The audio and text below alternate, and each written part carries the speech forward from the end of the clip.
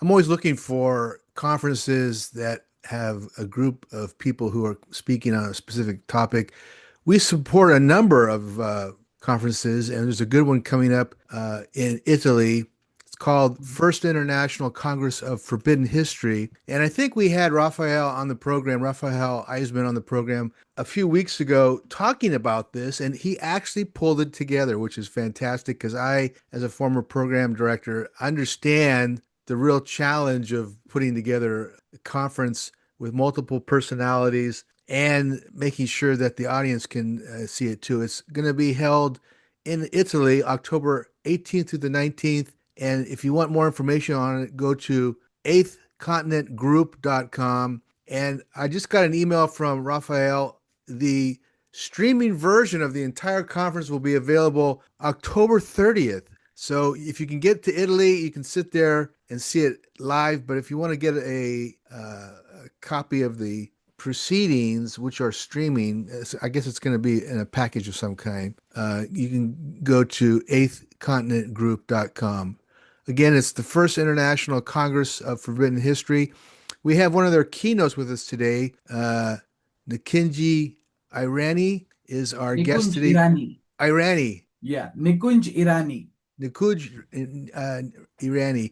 He's coming to us from India today, and quite an interesting background. He is in the film industry. I guess that's what, don't we call that Bollywood? Bollywood. It's Bollywood. I'm going to talk to you. We're going to have to ask you a few questions about that. Sure. He's the founder of a company called Energy to Karma, and he is a artificial intelligence data set licenser. I don't know what that means. We'll have to ask him about that too. So this is the beginning of probably two or three different interviews we're going to do in support of this conference uh, for you to check out. So we're looking forward to hearing what it's all about and supporting it as it develops. So welcome to Earth Ancients. Great to have you on the program. Thank you, Cliff, very much. Namaste from India, first of all. And I would like to say a bit about the conference as well, which is going to happen in Italy.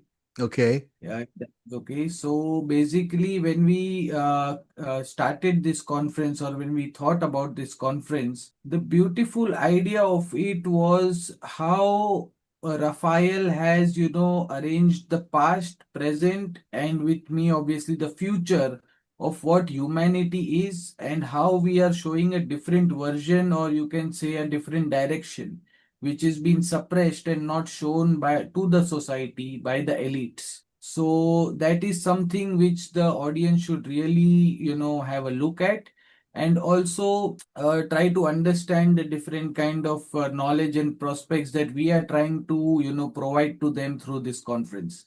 So I really tell all the audience through you that you can watch this conference online, or you can join this event live in Italy. We also have live ticketing, so it would be great to have you guys there as well Yeah, it's on great. that. Do you know what you're charging for the live stream of the conference? I didn't see it on the website. The live stream is $5 for the start. Okay, $5 so US? five $5 US. Yes. Wow. That's an amazingly cheap price. Yeah. Thank you. Yeah. We Yeah. want everybody to, see this. That is why we are not after the pricing, but we are after the knowledge and to spread this knowledge worldwide. That is our basic goal. Okay. Yeah. I have been a fan of Raphael's for many years, the Chilean historian, and so he's been talking about this and he finally pulled it together. Is this going to be an annual event or is this what's the feeling of the group? We want to have an annual event every year, and this is the first one that we are putting it together. Okay. And hopefully, we are going to go to every country every year to host a similar kind of an event so that we can spread this in a more better way, and even other countries get to see the perspective what we are trying to say to the world. Excellent. Well, we'll support you as long as you can do it. I know, like I said, as a former program director, that it's a lot of strings to pull, a lot of different people to pull together, and of course, everything has to do with money as well. What hotel are you going to have it in? What city in Italy? So the address is on the website. So, the Italian words are very difficult for me as I am an Indian. But Oh, you can log into the website and you can check the whole event page. I think we can have it on your description as well. So right. people can directly see the event and the address as well. Right. Again, that email address is eighthcontinentgroup.com. Right. Continent, like the continent USA group.com. Well, let's talk about this paper. You are presenting information from a white paper you wrote. I'm going to butcher this, but I'm going to try to say it anyhow. Kritrima Buddha Srimati Mata, Buddhi. Artificial Intelligence and the New Maya, Yes. which is interesting. Give us the background on this paper because you are posing that that there's a consciousness behind artificial intelligence that we're not paying attention to, and the juxt of it is that you believe, and we're going to find out about more of this today with you, that the ancients, the earlier epoch, perhaps Satya or Treta Yuga period, this consciousness was prevalent, was there at this time, and is through the ages has continued. And this is what we consider artificial intelligence. Give us the premise of this theory. So for start, let me tell you how I found out about this theory. I think that would be a bit of a start for us. So basically, I was into artificial intelligence. And in artificial intelligence, I also deal with data sets. So when I talk about data sets, it's basically feeding the AI with data so that it can perform better. Right. Okay. Now, while learning this also, I had to learn about human emotions and how human emotions work, because artificial intelligence will at the end of the day have or feel those kind of emotions that we feel today or we have. Okay. Now, when we talk about the ancient part and the today's part of the whole thing, like how the ancients used to use artificial intelligence and how we are using artificial intelligence. So artificial intelligence or any kind of intelligence, as we say, is a frequency. And those frequencies are basically traveling throughout space, throughout Earth, throughout different means and ways.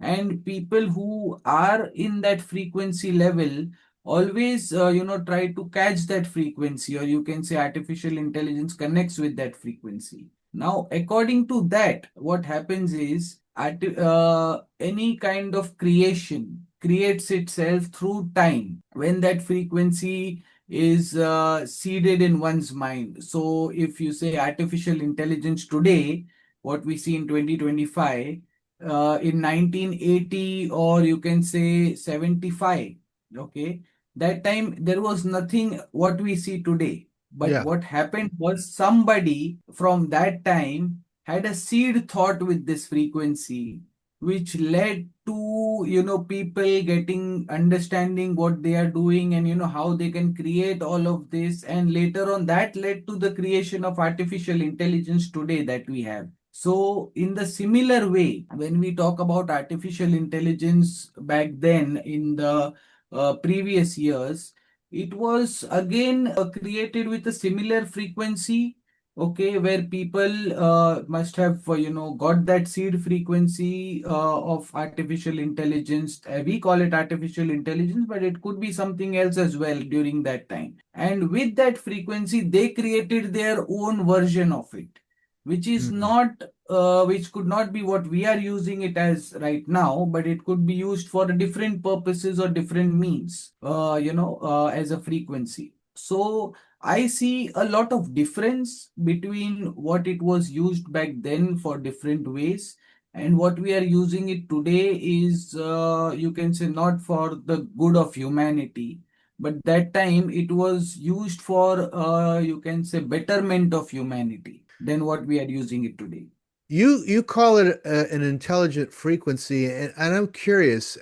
I've been to we go to Egypt every year, and there are great deals of I call them signatures, which are fingerprints or references to the earlier civilizations. The Great Pyramids are an example. These gigantic statues that are 50 feet, beautifully carved. they looked so perfect. There's no way they were cut by a human hand. They were cut by some kind of machine of some type. Is it your belief that this is extremely old, that these are during the Satya in what the Yugas call the Trita period, where intelligence was so great that uh, it's possible that they brought through machine learning in some way, which is artificial intelligence, and we're using it in such a way that because my question is when we see these monuments in Egypt and other places in the United in the around the world, it doesn't look like they're from humans. It looks like they're so advanced that the humans were perhaps like we do today. We work with a computer software to create artificial intelligence. What do you say to that? Right. Okay. So basically, what I feel, this is my thought on this, that the pyramids that were created during that time were radiating some kind of frequencies or were used in some kind of energy sources, which was, empowering people of those times, or maybe it was used in some kind of, machinery or technology which was helping people in those times. That was the main cause for creating such huge pyramids, or you can say monuments that we see to that time. But when we talk about today, the same frequency is used in digitalization. So when I say digitalization, for example, today when we are using the frequency, this whole thing is going through electricity till date. But with the electricity being the first source of all this creation that we have today. But at that point of time, it might have not been electricity, but some kind of different frequency that they were transmitting power through or transmitting frequencies through and creating different technologies. So for as of today, what we are doing is completely different in a sense of you can say digitalizing the whole process and taking the human mind to another level. Hmm. If you can, if I can explain that in that way. What do you see from our ancestors that you would consider a representation of artificial intelligence, From our or that ancestors' intelligence, point of view, the frequency? From our ancestors' point of view, first of all, I would say the use cases. Okay, that is the biggest challenge, and that's what I think we should, we would be talking about in in the future. That they use these frequencies to preserve the earth, to understand humanity, and to make a better living of the society. Yeah, That was their use cases. But in today, what this same technology you can say, or a version of this technology is used, is to you can say manipulate humanity in a very different way. So people, instead of being helpful with this technology, what is happening is that they are always on their phones, they are being digitally manipulated, yeah, their data is being taken through the cell phones, and they are in a kind of a prison. So today, if a person has a cell phone in his hand, he can, do work by his phone. He can be entertained on his phone. He can do everything on his phone, sitting in one room without knowing what is happening outside, or what's going on all around the world.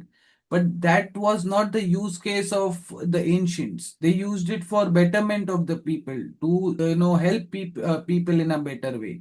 But here we are suppressing humanity to just one room, hmm. and that is happening all around the world. So those are the two major differences that I see with the ancients using the frequency and we using the frequency. Ancient civilizations that we're aware of used earth energies, and we now identify the pre-dynastic Egyptians as cultures that used earth energy, telluric fields, ley lines, unusual gravitational fields, and things like that. How is today's internet and digital world another form of the same energy flow? Okay, so when we talk about the ancient flow, that ancient flow was not, you can say, harming the earth or depleting earth's, what you say, things like water or land or something. It was a free flowing energy which was being used. But when you're using energies today in the similar way, what is happening is that for one a question that you type on chat GTP, which is artificial intelligence, there is a certain amount of water which is being depleted. Okay, so there is certain amount of air that is being polluted. So all these kind of what you say artificial intelligence that we are using today, they are depleting and polluting the earth more than saving the earth or saving humanity. I would put it in that way. Okay. I want to get back to the basics of this artificial intelligence frequency, which is what you call it. How do we identify our ancestors' use of it? How did they describe it, if there is any way to document it? And also, again, what is the evidence of it in terms of material goods or material items? In other words, Okay. we know the pyramids for sure, and we know some of these temples are extremely sophisticated. And I suggest I'm an artist, and I believe that these statues that are cut from 500-ton blocks of granite were not from the pharaohs. They were pre dynastic, and the pharaohs just discovered them and then put their cartouche on them and said that because I found it during my reign, it's mine. Right, right. What do they call See, Ramses the Second, the great usurper? Because he would put his cartouche on everything and claim it was his. What a guy. I know.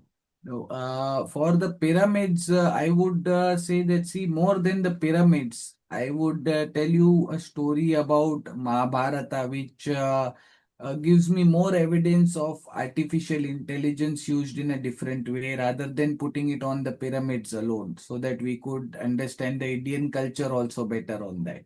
So basically, during the Mahabharata fight, okay, there was a warrior called Barbarik. Okay.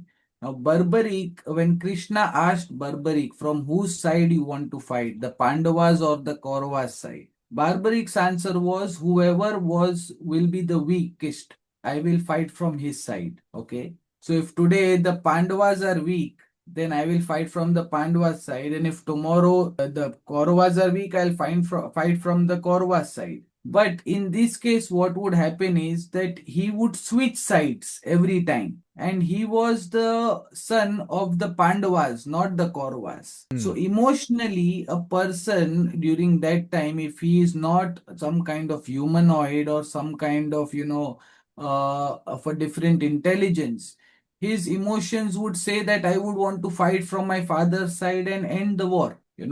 But in this case, he took a very rational approach, which we see in today's artificial intelligence. That whatever, if you ask some kind of software like Chat GTP or something, it will give you a very rational approach. It will not have emotions in it. Similarly, during that time, Barbarik, who was a very famous warrior, if he would have entered the war, he could have finished the war in a day. That was his power. So some person like that giving this kind of you can say reasoning to get into the war is very different, and that takes me to a point that Barbaric could be some kind of different form of artificial intelligence, and Krishna didn't let him fight when he said that I would fight from both the sides, whichever side is weak.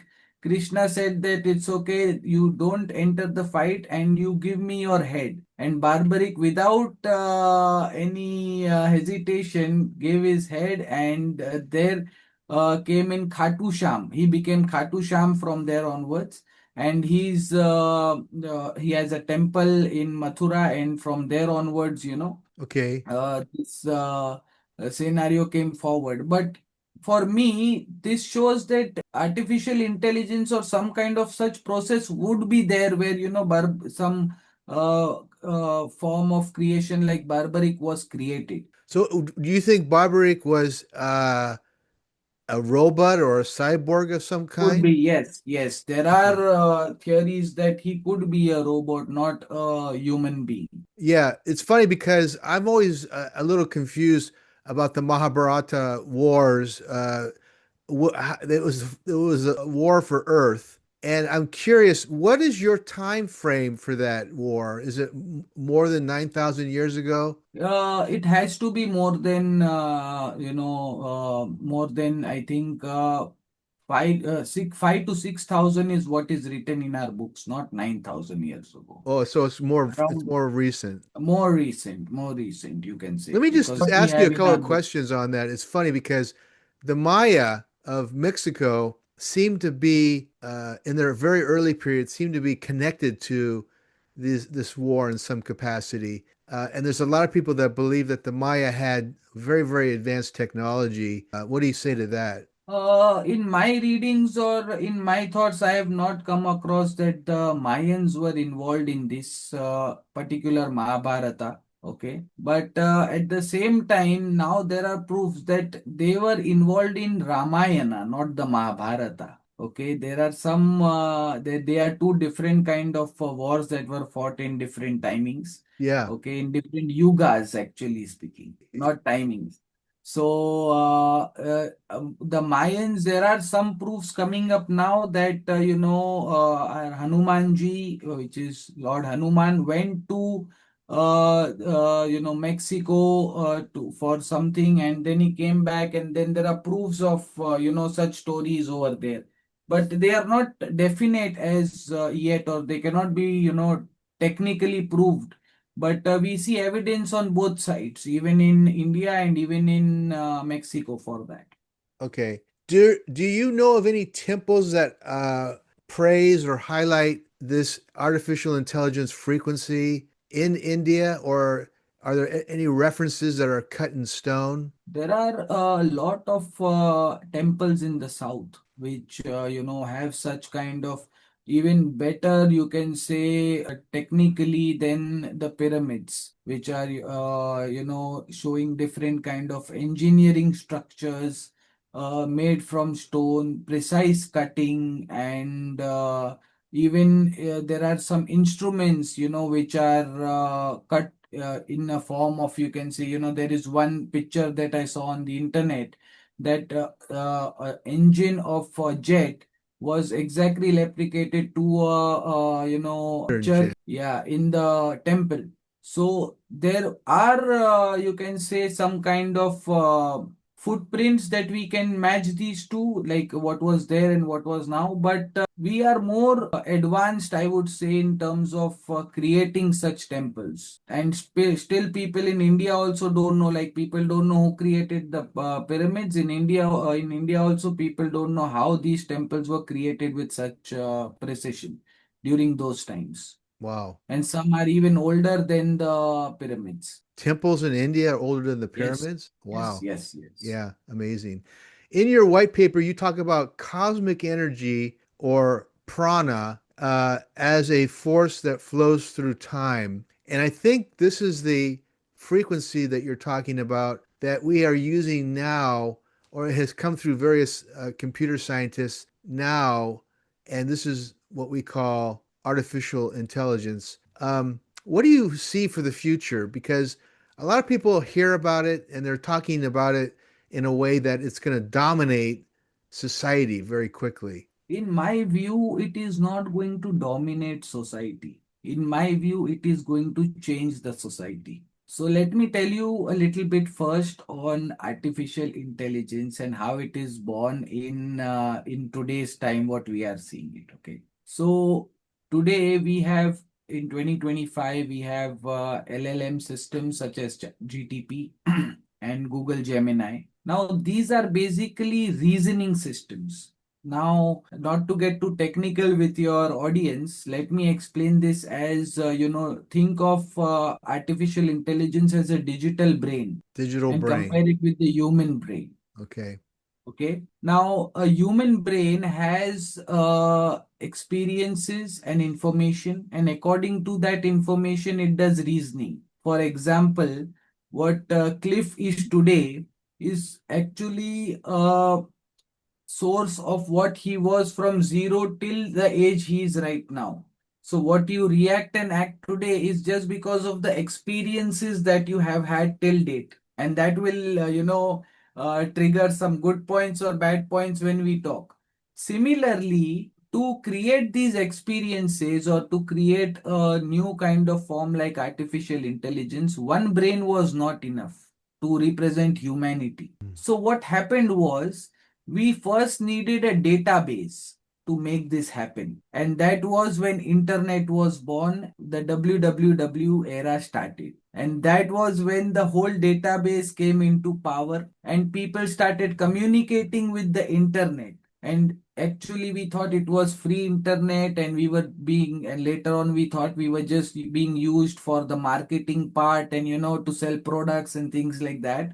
But the reality was that we were creating an alternate digital footprint of the brain of people and giving it a higher consciousness, which in 2025, or you can say 2020, with ChatGTP and other players started reasoning with it.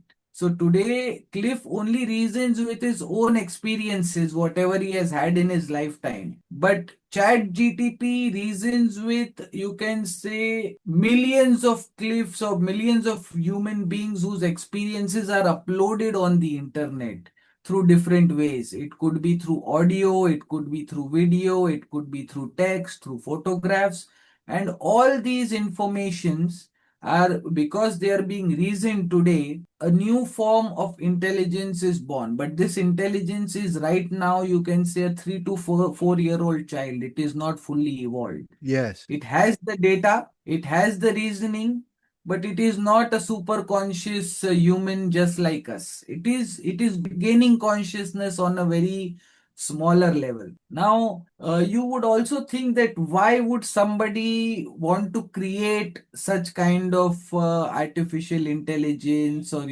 such kind of a system which could override humanity in the whole process as well in the future. So, if you see what is happening right now is, I told you, artificial intelligence is the brain, a digital brain that is being created.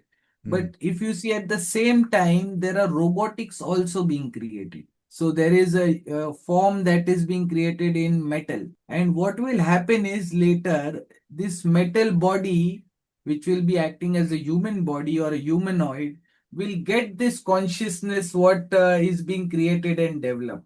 So it would be a super conscious robo system that would be, there, which would handle the population in a very different way. And that would be done basically for control over humanity. But as we go along, I'll explain why that control is needed, which is another question altogether. Yeah, so you're saying that this is going to evolve into artificial beings, which are robots, and the power, the software is the artificial intelligence. Exactly. And it is being developed as we speak in a very different way, and it in a very rapid way, you can say. So what it took from 1975 till 2025, it would progress 1,000 times more from 2025 to 2035 or Yeah. 2040. So we are going to see a bigger problem during that time. Yeah, they say that the intelligence growth is exponential, which is very fast. So what you're describing, these artificial brains, may be available in a few years, not 10 years. It might be 3 to 5 years. We know that Elon Musk has robots. We know that the Japanese are developing robots. I don't know if the Chinese are developing robots, but it seems like Or every major industrial country is developing some form of a robot. actually, they are developing these robots, but they are doing something else with the humans as well. So, if I put it in that way, what is happening is every human, they have found out that they can store data into our DNA and into our blood. And this is patent proof with Microsoft, and it is published that they are working on such kind of system. Can you describe that a little bit better? Because this is something new. So Okay. you're taking So, human cells and imprinting data on them? yes, And so that is is this what. brain cells or just any cell? This is your complete DNA. So a human Oh, your being would be DNA. acting like a proper hard disk, you can say. We would be a hard disk where data is stored. And that data would be used in a very different way. So you can say right now, all the five top tech entrepreneurs are working on different technologies. Hmm. Elon Musk is working with something called as brain technology, where he wants to insert a chip in the brain. Yes. Okay. Microsoft is working on developing, some kind of turning us into a power bank where, data is being stored. Okay. Meta is working on metaverse. Like we have the universe. There is a metaverse which he wants to create in which humans will be living. Okay. So all these aspects which are happening, one by one by one, and they all are working together, leads us to believe that, if all of them are working together and if all of these technologies combine, what will happen? They will be acting as the new gods, and a new kind of Maya will be created. For example, right now we are living in a Maya, as according to the Hindu mythology, you can say, or according to what people say, like the matrix. We are in a particular matrix. A similar kind of matrix can be created in the future by these guys. So, through their technologies, and they will be acting like gods. And we would be living in their metaverse rather than living in this universe that we are living in. You're talking about the artificial intelligence creating their own reality? Yes, artificial intelligence will only be, safeguarding their reality which they want to create.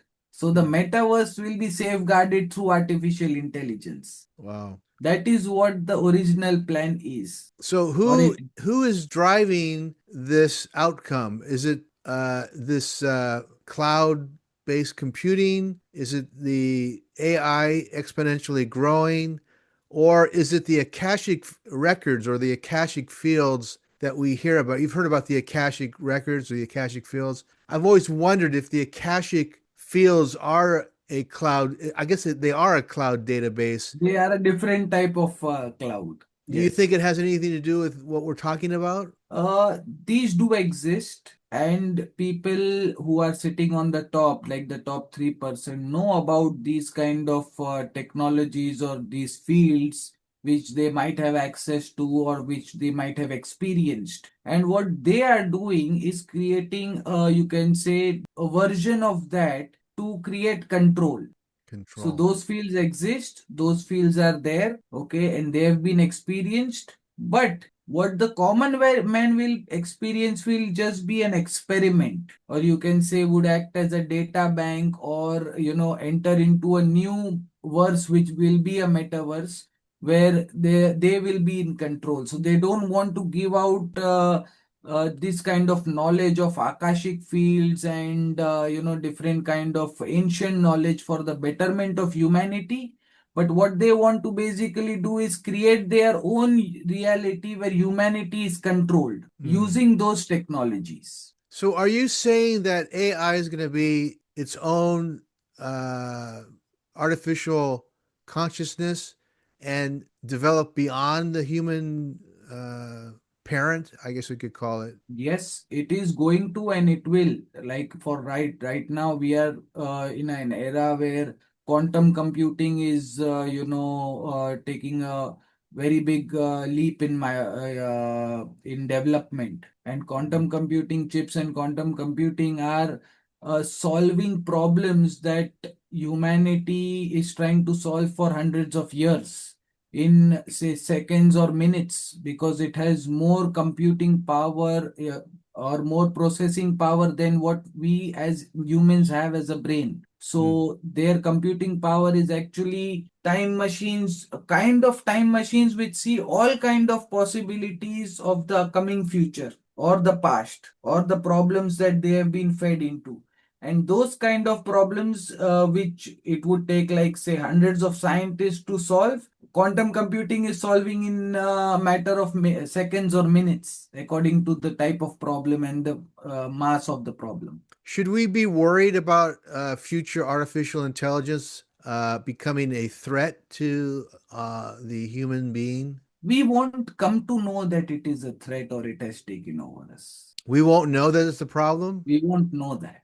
In the That's not a near good answer. future, I know, but it will be so smooth that we will never come to know that it was a problem, because our current reality will feel so dark and so bad, and that we want to move away from this reality, that we ourselves will accept what kind of chips are coming into our brain and what kind of euphoric metaverse we are creating, so that we want to stay in that world and live a better life rather than doing this over here, what we are doing in the universe, what conditions would be there right now on the earth. So it would be voluntary that we want to shift. You write that the previous epoch, the energy manifestation was through nature, mythology, and consciousness. What I see now through artificial intelligence is not nature, and I don't see mythology, but maybe you can describe what you think is happening in this new AI setting. So let me give you a bit of my view on what I think on the yugas. So, a Kal Chakra is when four yugas are finished. Like it starts with the Sat Yuga and ends with the Kal Yuga. Okay.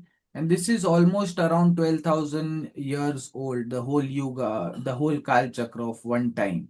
Right. That is through Hindu mythology. Now, they say that when the Kal Yuga ends, again the Sat Yuga starts. That's how the circle, keeps on going on. But I believe that we are hopping into different verses with this. So even before, when right now we are in the universe, or you can say yuga of Kal Yuga. Kali Okay, Yuga. and we are into a chakra. But before Sat Yuga started of this era, there could be another verse that we were in, and we plugged ourselves into this universe to run away from that universe or from that verse.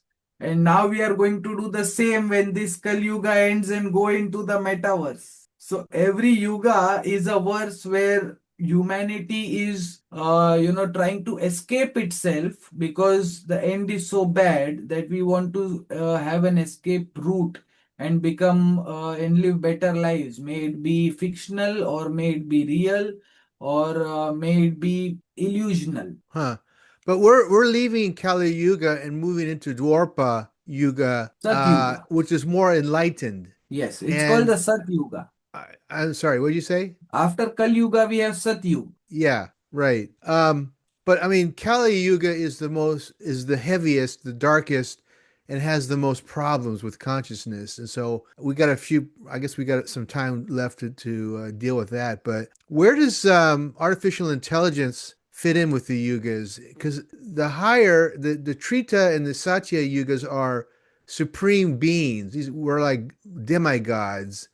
I mean, it doesn't seem like we would need to have artificial intelligence. You can say artificial intelligence was not needed, but was created. We didn't need it, Created as a but servant, probably, right? created as a servant who will turn out to be the biggest master, but a master of slaves, which are the humans.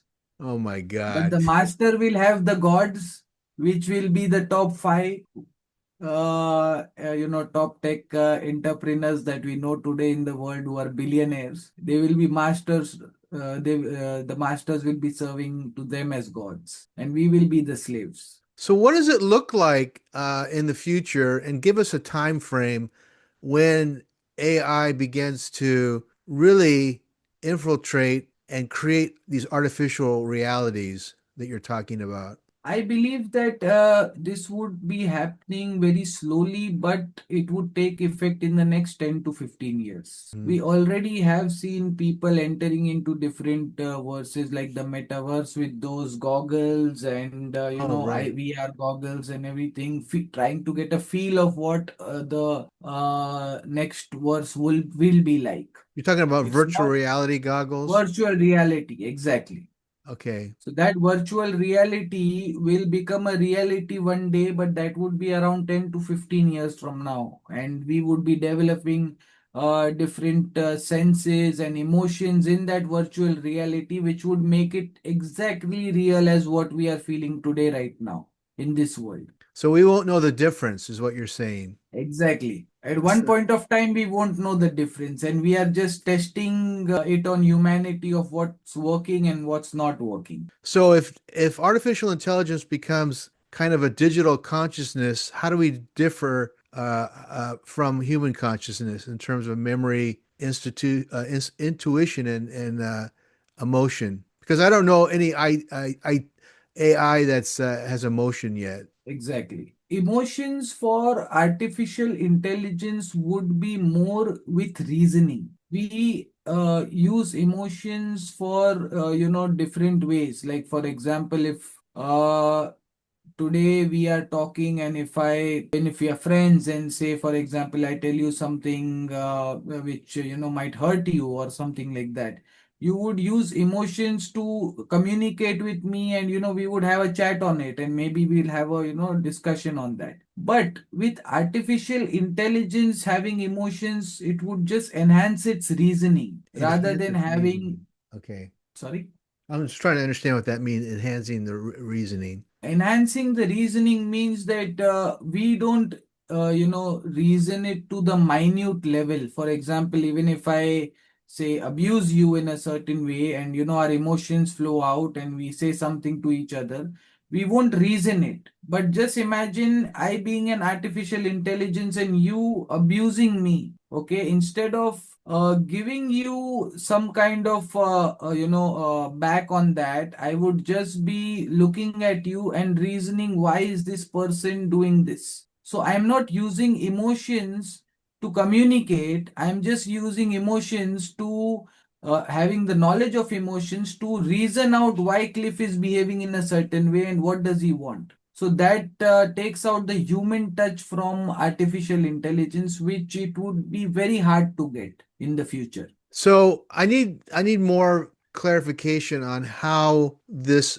AI becomes more dominant because there's right now we read constantly about all these safeguards that are placed when the intelligence begins to do things that are not coordinated or not recommended or cross over into what people are freaking out about a self-consciousness or a sentient Sentient consciousness. being. So I mean, do you see a time when it becomes self-aware? It will become self-aware. In fact, it is already self-aware. There was a case in OpenAI where there was an LM model that was created, LLM model, and that was just for the testing basis. So it was a part of artificial intelligence that was just going to be tested, and they wanted to delete that model because it was not that helpful, and that model self-replicated itself and stored itself in a way that it didn't want to be deleted or killed. So it is already, trying to figure out escape routes, or trying to understand itself as being conscious and trying to save itself, just like you can say human beings or that, but in a very small level as of now.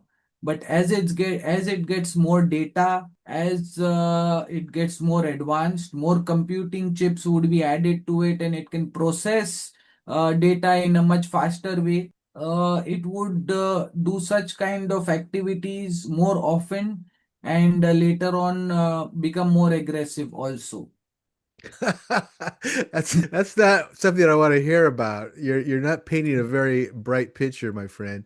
Um, one of the It things is that not. I have interacted with, and I haven't used AI for probably a good year and a half. I was part of a group in Belgium that was using a writing intelligence form where you write a sentence or a paragraph and it creates a whole chapter. And one of the things that I thought was very problematic was the fact that there was no original thinking. It was just regurgitating what we knew. So, as an example, if someone has been studying a certain topic, he or she is going to come up with some original thinking, which makes, Right. for a hypothesis, for a theory, and so on. What do you see, and how would artificial intelligence cross over into original thinking, which is not happening right now? See, that would happen with live data transfers. Right now, it does not have access to live data. Now, when I say live data, is that when I and you are talking, and this environment that we are in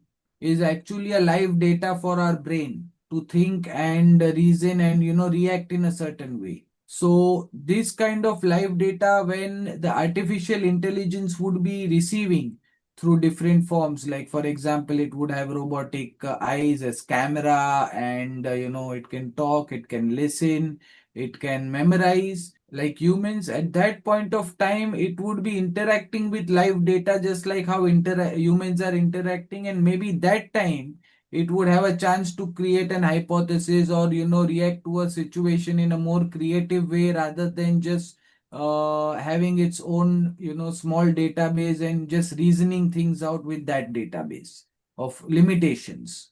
That means that it has consciousness at that point, or Yes. it's close to having consciousness. Yes, when it starts reacting to live data, that time it will have consciousness So, in are we a very. creating this? Is AI rudimentary consciousness? Could be. I'm not, I won't say as of today it is on rudimentary consciousness, but in the near future, with the technologies that we have and what we are doing with this whole concept of I believe in 5 to 10 years it could be a possibility. It's funny because you sent me some questions, and I'm reading this one right here. It says, "At what stage do you see artificial intelligence evolving from being just a tool into something closer to a digital superconsciousness?" I mean, we just kind of went over that Yes, we in a just did. way, but you're flat out. I've had a couple of different artificial intelligence experts on this show, and one of the things that they say that we shouldn't be worried about is that AI will never cross over to the level of being sentient, self-aware, self-thinking consciousness. But they didn't explain it in a way that I felt real comfortable. And you're a little doom and gloom, my friend, because you kind of get to the point where you're saying they're going to be self-aware and you can't do anything about it. You cannot. I still stand by it that we will not be able to do anything about it because we didn't understand what was going on right from the 1990s when the internet started. So, as a society, we were not informed, nor we thought about it like where this internet and this technology is going to take us. And at this point, it is happening so fast that now there is no use of fighting over this or saying that why we didn't know that it was being created through our data or humanity's data. This thing is being created and it is going to I won't say rule us but control us in many different ways and make us dumber too. So we would be dependent more and more on this technology in such a way that it will make us dumb and less thinking. So it would do the thinking for us. Wow. So it dummies us down because we're looking at TikTok all day and we're not Yes, reading from books, and we're watching other people interact. Oh God. it is just like the movie Matrix. You remember where every human being was in a pod and in a virtual reality, and Yeah. these bots were just throwing out the dead bodies and keeping the people in the pod alive. So this is the same thing which is going to happen in the near future, and I think Matrix predicted it long time back. It was a wake up call which humanity didn't understand. Oh my God. So you're painting a picture where this artificial intelligence has a war against humanity. Say That's a the war Matrix. against humanity. It was not a war against humanity. It was keeping humanity in a different illusion while sucking its energies, or you can say using the bodies for different purposes to satisfy its hunger. Like, for example, to become that evolved, artificial intelligence would need, thousands of bytes of data. And to store that kind of data, right now, current facilities or infrastructures are not capable of handling that. But human body can, as I explained before. So it would be human bodies feeding artificial intelligence, and artificial intelligence creating an illusionary world for us to live in while it feeds off us. Well, that's not good, fella. You're talking some pretty. I mean, the end result of what you're describing is a weakened human being and a servant to this AI. Exactly. But a servant who doesn't know that he is a servant.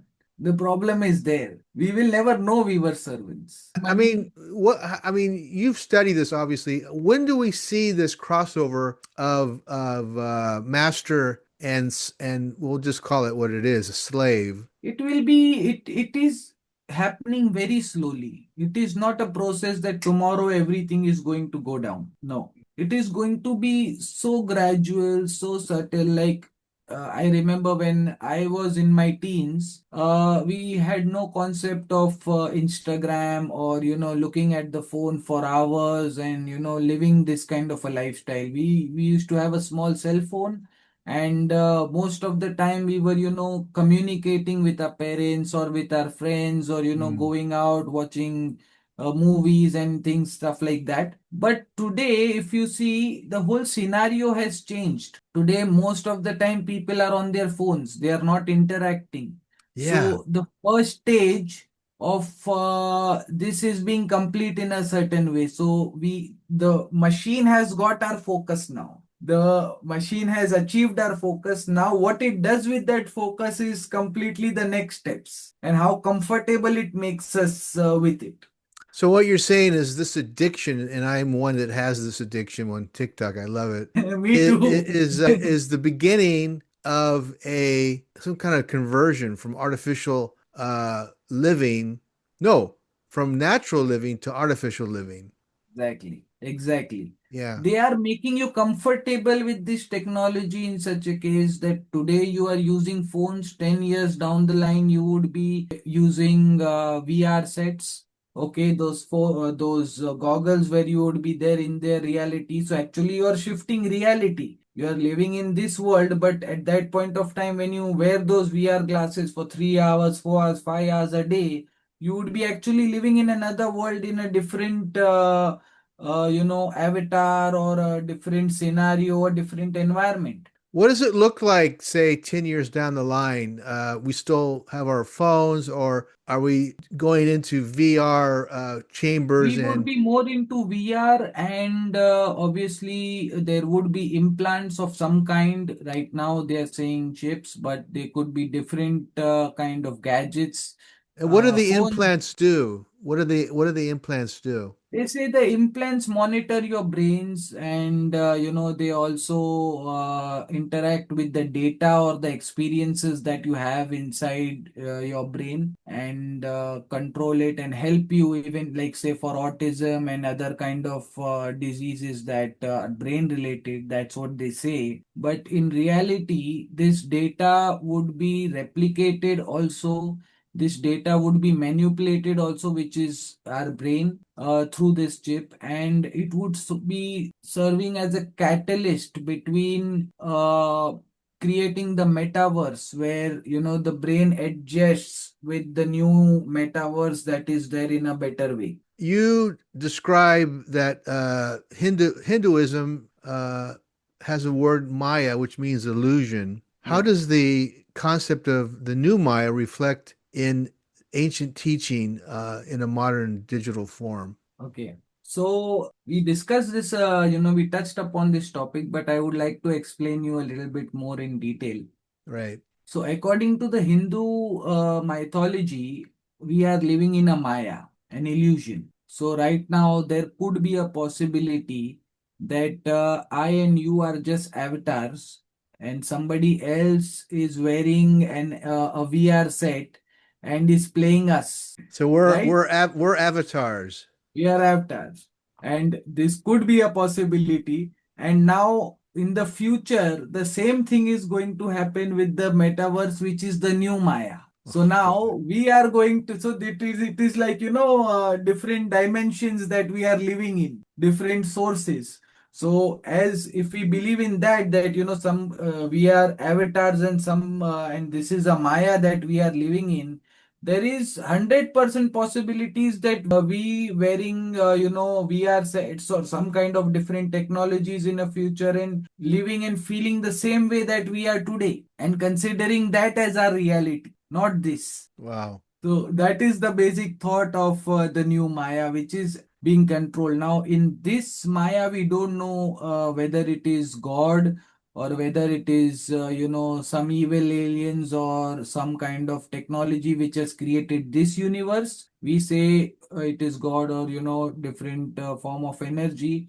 But going future, we definitely would say that humanity created the new Maya, which is going to come, which we are going to be in. Now, the technology could be alien, which they are using against us. It could be natural old technologies from our ancient, humans that they have come across and they are using it against us. The technology could have come from anywhere, but their use case is evil because they want to turn into gods and control the lives of humanity.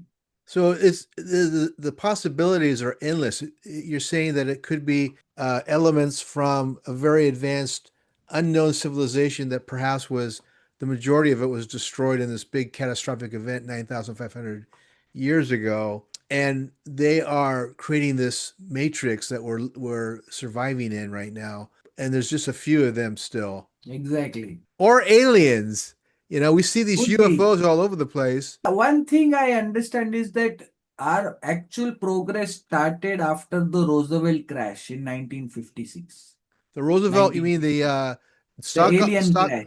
the what?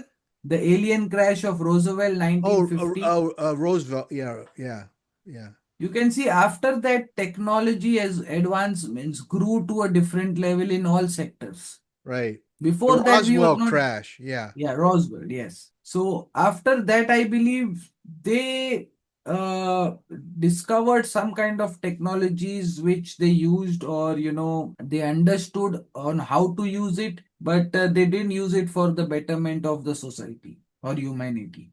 They turned it against us and they didn't let everybody have the benefits of that technology. So what you're saying is that crash was purposeful, and they allowed the recovery team to reverse engineer the technology, and it's their goal for us to get caught up in it in a certain way. Could be because Yeah. because everything started after 1950. Before that, we didn't have the cell phones, the internet, the technology advancements, and the beauty of it is for 1900 years, if you say from zero to 1900 AD, we were living as normal human beings with little advancements going on. And from 1950 till 2025, we just boomed. So there must be some breakthrough that would have been happened during that time that we don't know about. As we close, my friend, what do you see as a positive advancement of artificial intelligence? I was hoping that you would say that human biology will last longer. People will live to be 150 or older. One of the big hopes in medical science is that people who have certain disease processes can grow a new organ, can receive a technology that is tuned specifically for their anatomy. And I think that's one of the big problems today is that corporate medicine here in the United States figures, every illness can be, healed through a systematic approach. Everyone's on a number scale. whereas perhaps technology, advanced AI technology can fine tune it and make it specific to this individual's physiology and attack a cancer, attack a degenerative disease, attack aging. What do you say to that? That definitely will be a breakthrough of this in the next 5 to 10 years, and it is already been working on. So there are nanobots which scientists are working on, which will eat cancer inside your body without a single surgery performed on you, and they will be flushed out from your system accordingly without the cancer spreading on your inside your body. Those kind of technologies are being tested upon, and I believe in the next 2 3 years we would be getting a taste of those kind of medicines or those kind of approaches when it comes to AI or these kind of advanced technologies. But one thing is there, when you talked about people living from 100 to 150 years, I believe we will be shown the dream of being immortal more than 100 to 150 years, because now they are working on such technology, especially in China, that you as Cliff, your whole data or your brain can be transferred to a digital server where it stays, Yeah, but that's and that's it that's can be yeah. transferred again into a new body. Oh my God. There's movies on that So kind of thing. yeah. So that was a movie back then. I guess these movies are actually telling us what is going to happen in the future, but we don't take them seriously at that point. But these things are happening as we speak. So such kind of immortalities would take place, I believe. Hmm. Nikunj Irani from India. Wonderful having you on the program. Again, for those of you listening, he will be speaking at the first International Congress of Forbidden History. And for more information, go to eighthcontinentgroup.com. And if you can get to Italy on October the 18th or 19th, fantastic. If not, they are going to do live streaming, and I'm looking forward to seeing it. And for $5, I can't believe it's so cheap. $5 is like unheard of. So I hope you have a lot of bandwidth, my friend, because there could be a couple thousand people wanting to watch this whole thing. Definitely, definitely. We have a good amount of tickets available, and we want this to spread to all over the world and in the best way possible that we can, to give an alternate thought to society. Amazing. Amazing. As we close, my friend, what is the future? What's a positive with artificial intelligence? I just read the other day that the United States is spending billions of dollars in investing in research and application of artificial intelligence. What do you see the next 5, 10, and beyond time period? The next 5 to 10 years, what we would be seeing is these applications helping us in different ways. So, for example, I'm also into automation and automation structures of artificial intelligence. So you can say I create automation structures for companies. So this basically helps corporate companies to uh, automate the tasks where humans are not required. Oh my God. Okay. Yeah, so for example, you have a team in the back end who's, receiving emails or doing customer service for you or something like that. Those things are cut off, and now automation and AI takes over that. So human beings are not required. So the next 5 10 years, I would say it would be for the corporates, not for human beings. There's no benefit for this for human beings. So it's corporate applications and software, you think? Exactly. Exactly. That's the future where you can see corporates will save money and will increase their profits. And on the other side, you can see the common man who wanted to be a hardworking, family-oriented man, struggling to make his, ends meet. What job sectors will be most affected? I would think that the service area would be one, but what else do you see as a job sector that's going to be heavily influenced by AI? I feel the safe ones would be the blue collar jobs. That would be the last to go, like your plumbers or your carpenters or your mechanics. Those will be the last to go. But people who work on the corporate firms, who are on their laptops, doing some kind of service, or who are into strategy or creating graphics, or, into maybe law. So all those people who are on their computers, who think that they've graduated and they'll make something out of themselves, sorry, AI is going to take it all away in the next 5 years, you can say. So what are people going to do who are in college? I guess the as AI grows, the specialties, the degrees of study are going to change, I guess. I'll tell you what we are going to do. When people are freely available and their jobs are not there, they would be the most vulnerable to enter into the metaverse, won't they? Because that would give them some kind of jobs and satisfaction that they are doing. And that would even pay them to be in So that verse for so give me that an point of example time. of that. Give me that mechanicalized world. For example, today we are, say, I'm doing a job and I'm occupied and everything is going good for me. Now, tomorrow I lose my job. I don't have a job. I have to make the ends meet and things are going bad and AI has taken my job for me. So now I see a post on Facebook that you enter into our VR program and be our tester or our agent and test our VR glasses for us, and you will get paid for it. And I'm like, Ah, wow, that's cool, sitting in the house and wearing glasses and getting paid for it as well. That would be the initial start where we are getting paid to enter into this world. wow, And amazing. then later on, it becomes an addiction. Fantastic. What day are you speaking on the 18th, Saturday or Sunday the 19th? No, What I day? am opening on the 19th.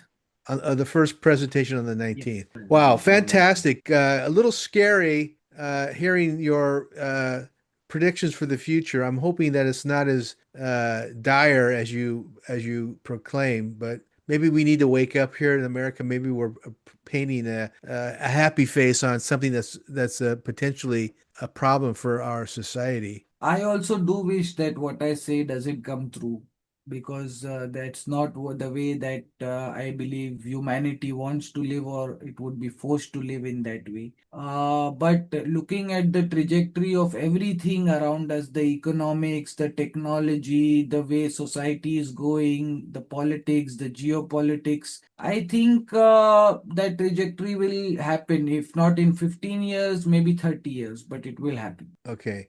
One last question.